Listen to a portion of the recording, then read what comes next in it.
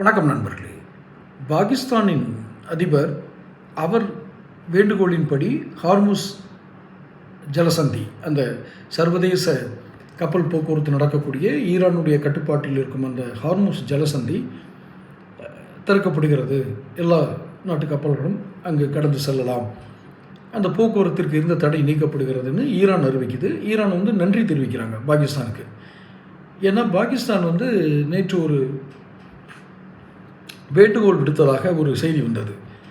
Israel, அமெரிக்க, Iran மூன்று நாடுகளுக்கிடையேயும் சமரசம் பேச நாங்கள் தயார், நீங்கள் போரை உடனே நிறுத்துங்கள் சொன்ன உடனே அமெரிக்காவும் நாங்கள் பாகிஸ்தானின் வேண்டுகோளை ஏற்று 2 வாரங்களுக்கு போரை நிறுத்துறோங்கிறாங்க. ஈரான் பாகிஸ்தானுக்கு நன்றி, அந்த ஹார்முஸ் ஜலசந்தியை திறந்து விடுவோம்னு சொல்கிறாங்க. நமக்கு இருக்கும் ஒரே ஒரு கேள்வி, இந்தியனாக ஒரு முன்னாள் இராணுவ வீரராக எனக்கு இருக்கும் ஒரே ஒரு கேள்வி, சில சமயங்களில் சைத்தான்கள் மூலமும் நன்மை நடக்குமோ என்ற புதிய உண்மையை நமக்கு உலகத்திற்கே உணர்த்துகிறது பாகிஸ்தான். காரணம், ஏன் இந்த கடுமையான வார்த்தையை பயன்படுத்துகிறேன் என்றால், தீவிரவாதிகளின் அத்தனை விதமான நடவடிக்கைகளுக்கும் புகலிடமாக இருப்பது பாகிஸ்தான் என்பது உலகத்துக்கே தெரியும். அந்த மற்ற நாடுகளில் தீவிரவாத குழுக்களை வளர்ப்பது, நிதியளிப்பது, பயிற்சி அளிப்பது, இதெல்லாம் வெளிப்படையாக ஒப்புக்கொள்ளப்பட்ட விஷயங்கள். இதற்கென்று புலனாய்வு அமைப்புகள் தான் அதை செய்யணுன்ற அவசியம் இல்லை.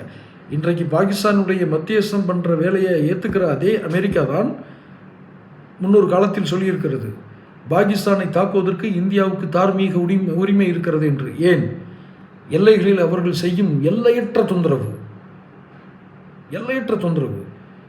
நம்ம உள்நாட்டுக்குள்ளே, இந்தியாவுக்குள்ளே பயங்கரவாத குழுக்களை மாற்று வேடங்கள்லாம் வேறு உருவங்களில் அனுப்பி உள்நாட்டுகளில் மிகப்பெரிய பாதிப்புகளை, பொருளாதார பாதிப்புகளை ஏற்படுத்தும் அளவிற்கு முயற்சி செய்தார்கள்.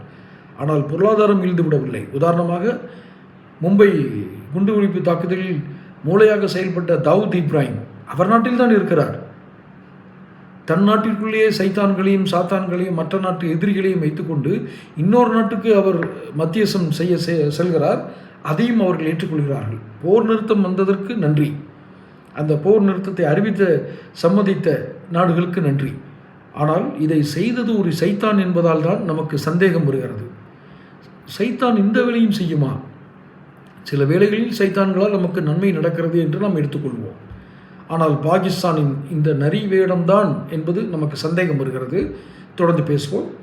உங்களுடைய கருத்துக்களை கமெண்ட் பாக்ஸில் பதிவிடுங்க. சேனல் சப்ஸ்கிரைப் பண்ணிக்கங்க.